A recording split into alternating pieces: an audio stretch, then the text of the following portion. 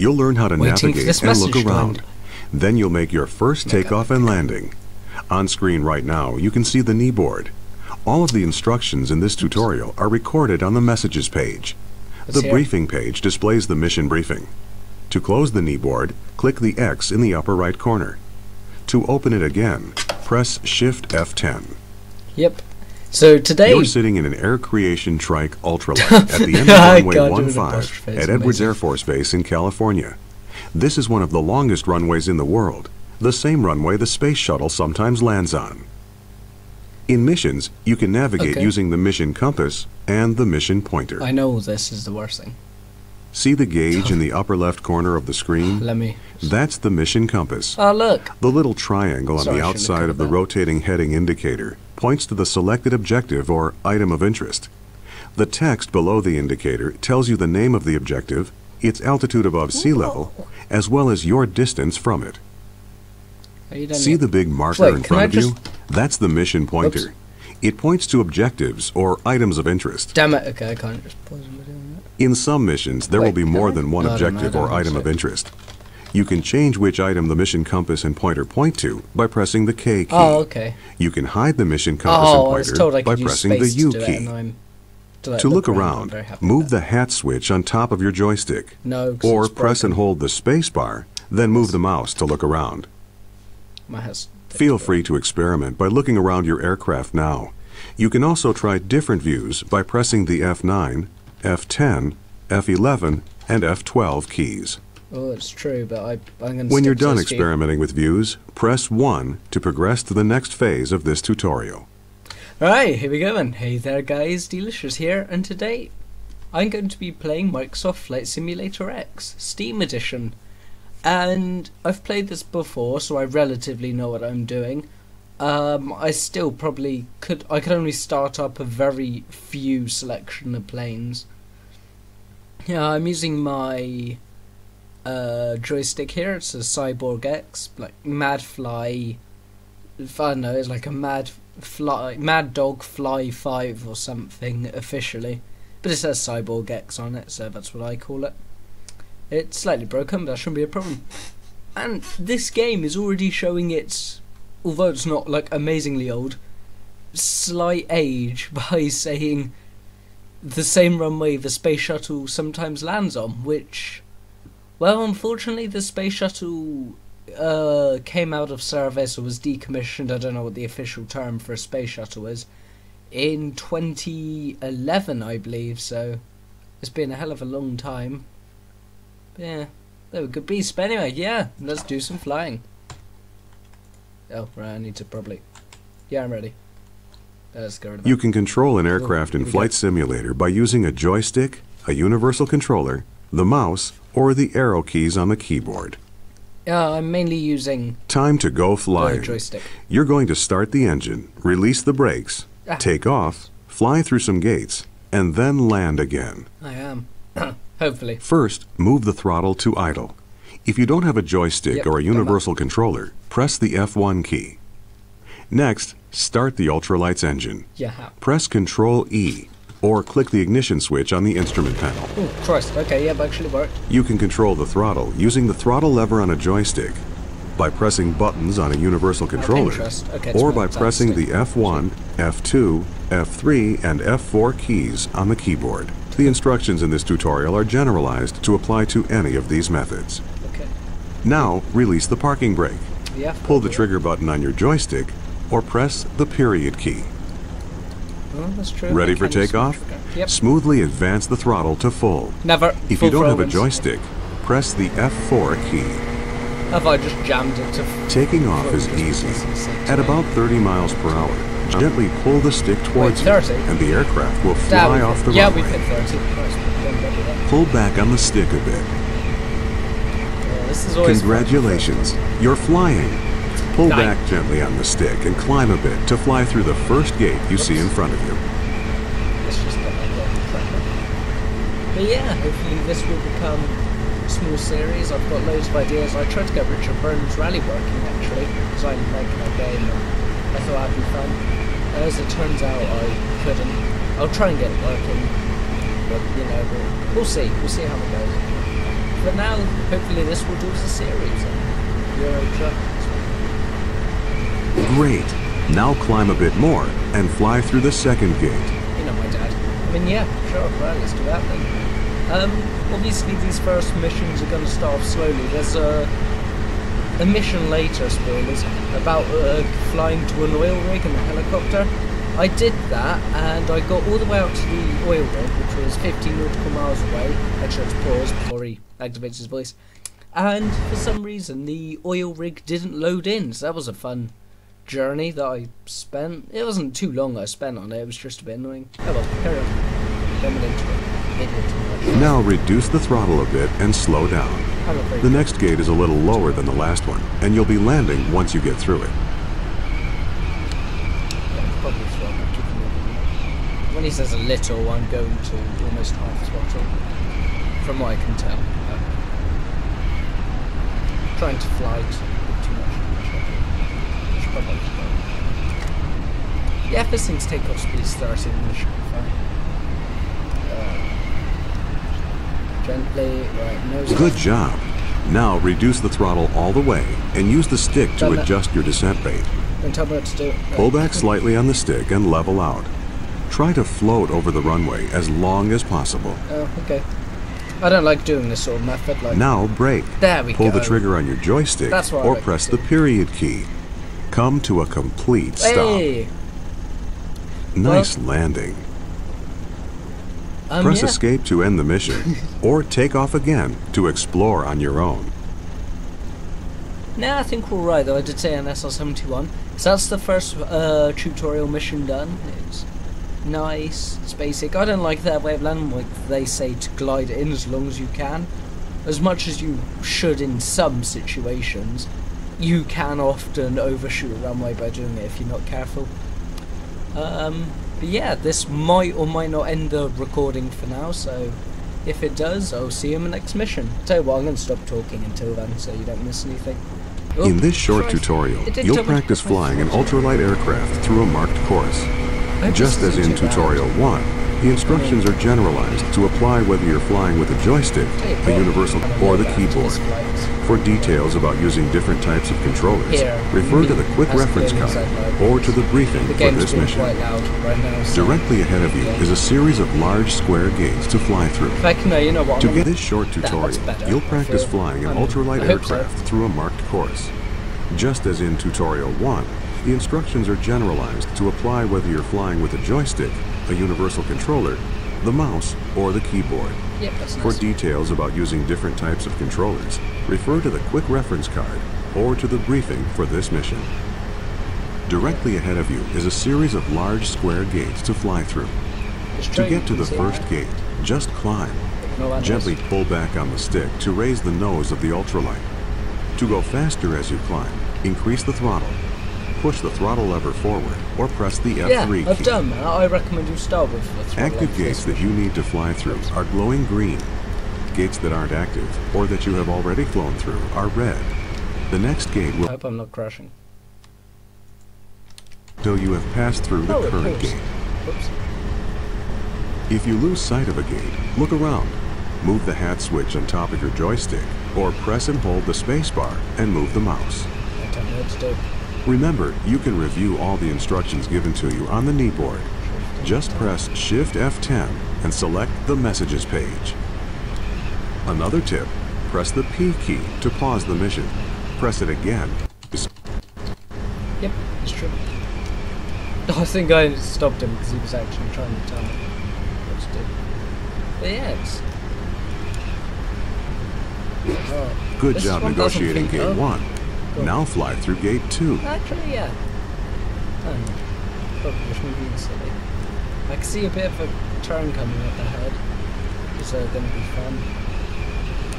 Yeah, I've got a few ideas for videos that hopefully will be done soon or soonish. A few of them with Panda Theory. If you haven't checked him out already, you should. He made my brilliant intro. I just tweaked it a little bit. But seriously, he's great. Best friends. I've got a very... I don't know, I just can't hold this steady for some reason. Maybe I'm a bit nervous or shaky. More than normal.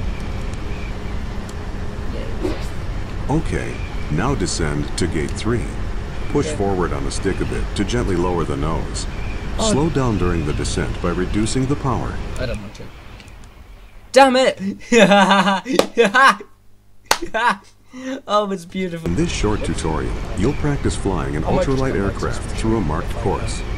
Just as in tutorial 1, the instructions are generalized to apply whether you're flying with a joystick, a universal controller, the mouse, or the keyboard. For details about using different types of controllers, refer to the quick reference card or to the briefing for this mission. Directly ahead of you is a series of large square gates to fly through. To get to the first gate, just climb. Gently pull back on the stick to raise the nose of the ultralight. To go faster as you climb, increase the throttle. Push the throttle lever forward or press the F3 key. Active gates that you need to fly through are glowing green. Gates that aren't active or that you have already flown through are red. The next gate will not highlight until you have passed through the current gate. If you lose sight of a gate, look around. Move the hat switch on top of your joystick, or press and hold the space bar and move the mouse. Remember, you can review all the... Yeah, you know what, let's just come... The first time in this tutorial, you'll be learning how to take off... But yeah, so I've decided to skip to more tutorials, but hopefully there'll be a bit more... There we go. Sort of a bit more going on as opposed to just rubbish.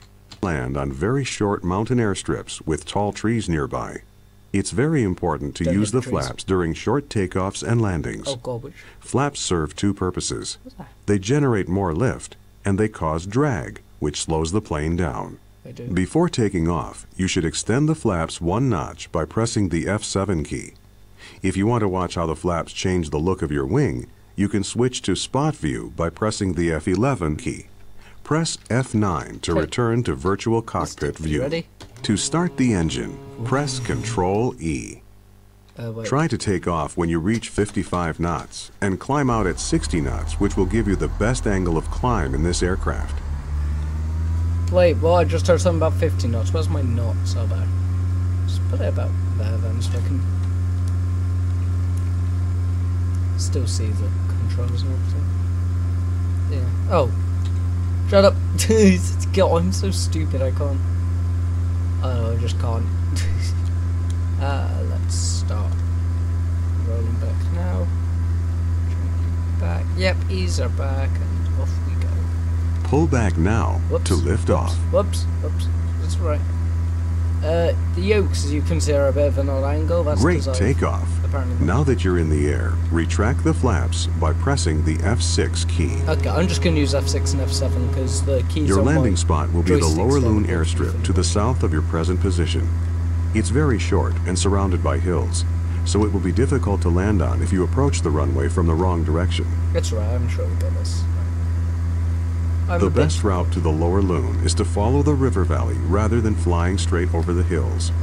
This will allow for a shallower approach for landing. Careful. You can follow the waypoint markers if you want. Well, you know what? I'm just going to do what the game's telling me to. Because, I've got to be careful though, because apparently I suck at that at times. So. Steady climb, and I can at least try and head over these hills. Because I don't know how... I'll just keep an eye on my airspeed actually, that should be alright. I might go under this one, but that's alright. Yeah, that's alright. I haven't stalled, have I? A tiny bit. Oh god. Apparently these all of a similar completion time, they reckon, of 10 minutes. Tell you what, I'm going to ignore that one because I don't think I need to go up that far personally, but alright. I'm just going to like roll a bit. So that's the way we need to go. Game, please. It said that I could just not follow the waypoints if I wanted, right? Maybe I only makes a noise if you go through them. Oh well, that's fine. But yeah, it should be fun, a good sort of series. bit of fun for all of us, especially me, who has a lot to do. Well, not a lot to do, that's a lie. I've got things that I should be doing. Let's put it this way, I've got things that I should be doing that I'm totally not ever going to. So, and I've got things I probably shouldn't be doing, although just odd. That's right. Keep up. Yep, there we go. Just, again. Oh look, it does say the flipping... no, but that's not what I said, is it, bro? I'm so smart.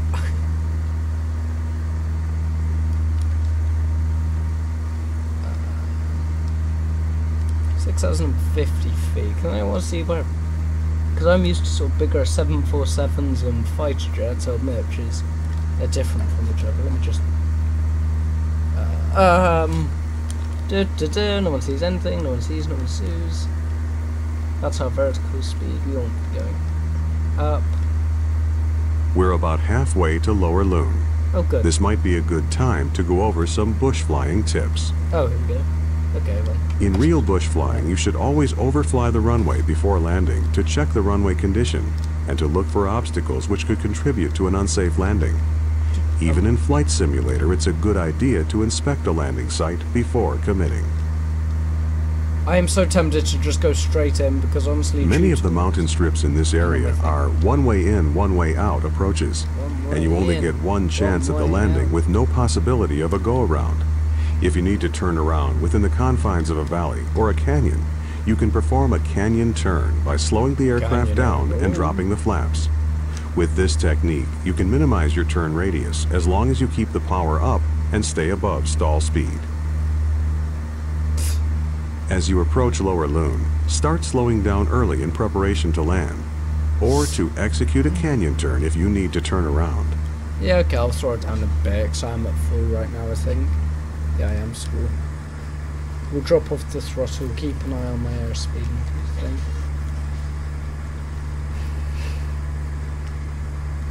Yeah, I might need to increase it a bit, but, you know, just do what the game tells me. I'm going to try and not get away with a flyover. Maybe, just because I don't want to spend 1 billion hours on the... Pardon me. Yeah, got it. On the tutorials. Because they're not exactly the most... They're kind of fun, I guess, but they're not as interesting as the missions. Which is what I'd... Well, me again, like to be doing, so... Let's try and keep ourselves a bit more level, I feel.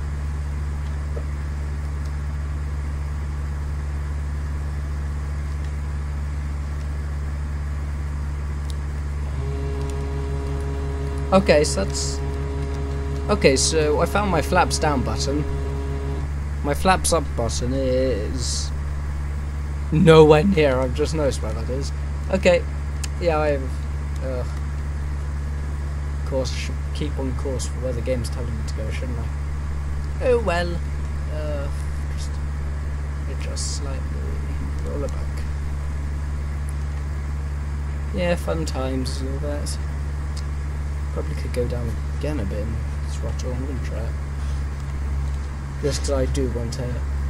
I'm not a complete idiot, only mostly, and I would like to have a fair amount of sort of speed. Yeah, I'm meant to be descending now. Where is altitude in this thing? It's there's vertical. Oh, there's altitude. Oh, so I really need to go down. Let's. I believe at least that I really need to be. Yep, down. I knew it. It's the gauge next to my artificial horizon, I believe. Now that you're getting close to the airport, maintain 55 knots and fully extend the flaps by pressing the F8 key. Or it might Remember to increase power to compensate for the increased drag, or you might stall. That's alright, we'll keep an eye on it. And do I need extra thrust? By the looks of it, yes, but we should be okay. Go down, sorry. Yeah, maybe a bit fast. Probably because I'm losing a bit of altitude as well. We should be... You know what, Stub, let's just maintain sort of 70, which is way more than he told me to. Oh well, what's the worst that can happen? Yeah, because look, I need to do a small climb anyway, I think. Oh, I'm completely going the wrong way. That explains why there was a flipping hill in the way, doesn't it?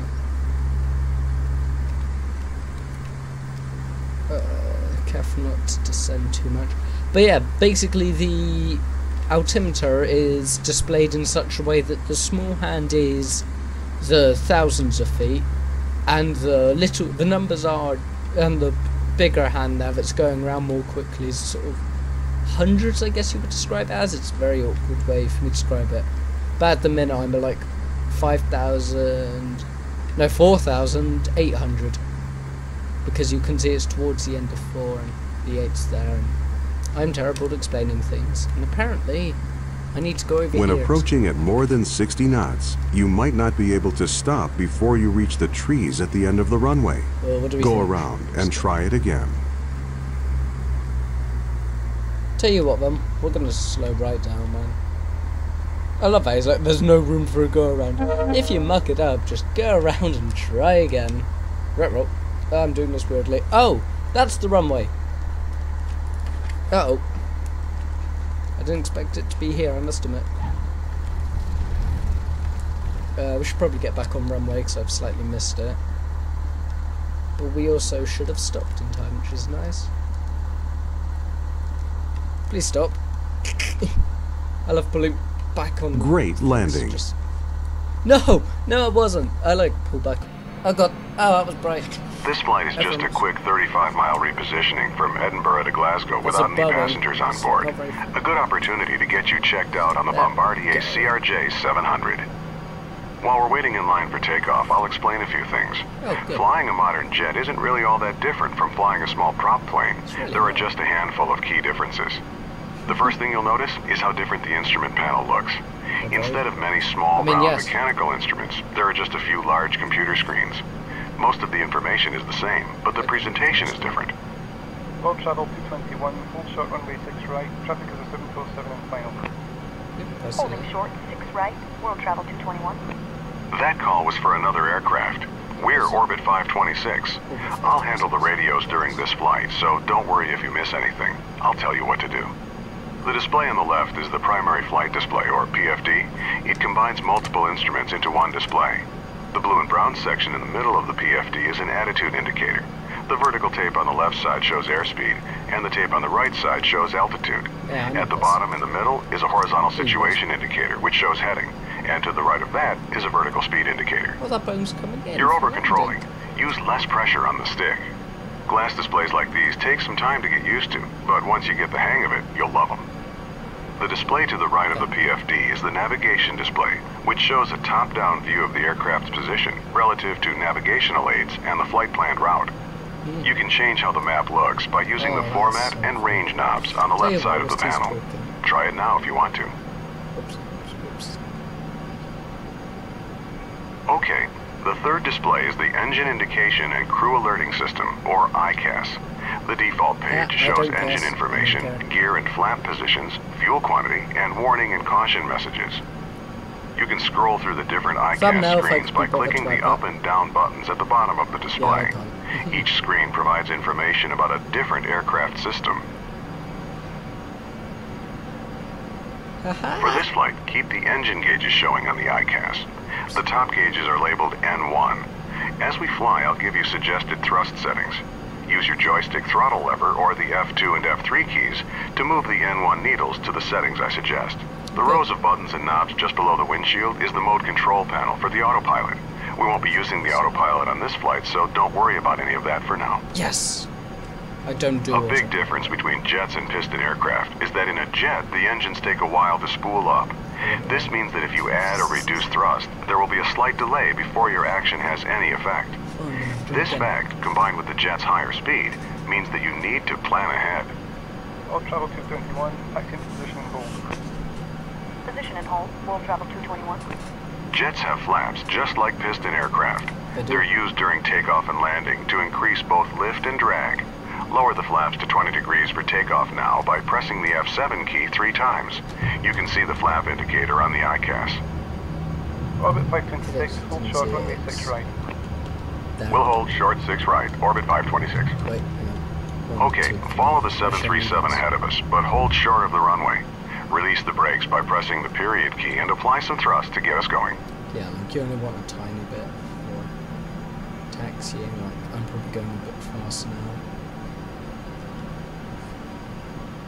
Actually, I'm gonna, how are we looking from school?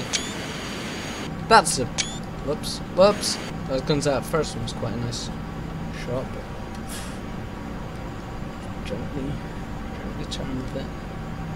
I think it's because there's a bit of a dead zone on it, so this is the minimum I can do. I was told to go here, right? Good. Stop here. Sure. One last thing. During the takeoff roll, I'll call out 4 speeds. When I call 80 knots, glance at your airspeed tape to verify it's moving and indicating approximately the same speed as mine. When I call V1, it means we're at the speed where we're committed to taking off, because there isn't enough runway to stop at that point. When I say rotate, gently pull back on the stick and rotate the nose into the air. Finally, I'll call V2 when we reach the minimum safety speed at which we can safely climb on just one engine if there's a failure. Okay, so I didn't know it accounted for like all engines failing. I thought it was just oh, that's so cool. I didn't. Yeah, I'm learning something. I thought it was for like if all engines were functional, it just sort of didn't take into account. I know. I believe it's like VI. Position and hold. Orbit 526. Okay, we're cleared to taxi onto the runway, but not to take off yet. Taxi ahead and turn right onto the runway. Stop once you're on the runway and lined up with the center line. Oh God. Yeah, give me 10 hours to line up. I'm not very good at lining up. I'm sure I've got this. Press Shift 5 to display the overhead panel and turn on the landing light by clicking the switch in the lower left corner. Then press Shift 5 again to close the overhead. Shift 5, okay, I'll hold Shift F5. Before we take off, let's review exactly what will happen. You'll control the aircraft, I'll handle the radios. I'll call out 80 knots, V1, rotate, and V2. When I say rotate, gently pull back on the stick to raise the nose to 15 degrees nose up on the primary flight display. I'll tell you to retract the landing gear once we're climbing. Once we reach 1,000 feet above the runway, I'll tell you to pitch down to 10 degrees nose up and to raise the flaps so we can accelerate. Our initial climb will be to our cruise altitude of 6,000 feet, and the departure controller will probably tell us to make a left turn to the west. That's nice. I'll let you know when to turn. Orbit 526, winds are calm, runway 6 right, cleared for takeoff. It's a bit close. Cleared for takeoff, orbit 526. Oops. All right, we're cleared to go. Let's go. When you're ready, use the throttle lever on your joystick or press the F3 key to add thrust. I'm a little bit. Start with 50% N1. Let the engine stabilize and then increase thrust to 100%. Stable? Stable enough for me, 100. 80 knots. Oh. Yep, okay, sure, close enough. V1. Rotate. Slowly pitch up to 15 degrees. V2. Wait, 15 degrees. Up. Positive rate, gear up. Raise the landing gear by pressing the G key. Did it? Orbit 526, contact departure. Orbit 526, switching. Okay, move the stick to adjust pitch to 10 degrees nose up on the primary flight display, and raise the flaps. Reduce thrust to about 80% N1 to keep our speed below 250 knots. Climb and maintain 6,000 feet. Edinburgh departure, orbit 526 with you, climbing to 6,000. Wait, I forgot what Orbit 526, roger. Oops. I wasn't paying attention. So orbit 526, turn left, heading 270. Left to 270, orbit 526. Okay, it's time for the turn. Make a nice easy left turn until our heading is 270 degrees. Oh, That's due west. Let's run through the after takeoff checklist. Oh, that's a bit steep. Landing gear, up. Flaps, up. Level off at 6,000 feet and reduce thrust to about 60% N1. That should give us about 250 knots. Yeah, it should. That's the bit I missed. Yeah, okay, because I wasn't actually listening, I failed that mission, right? Well,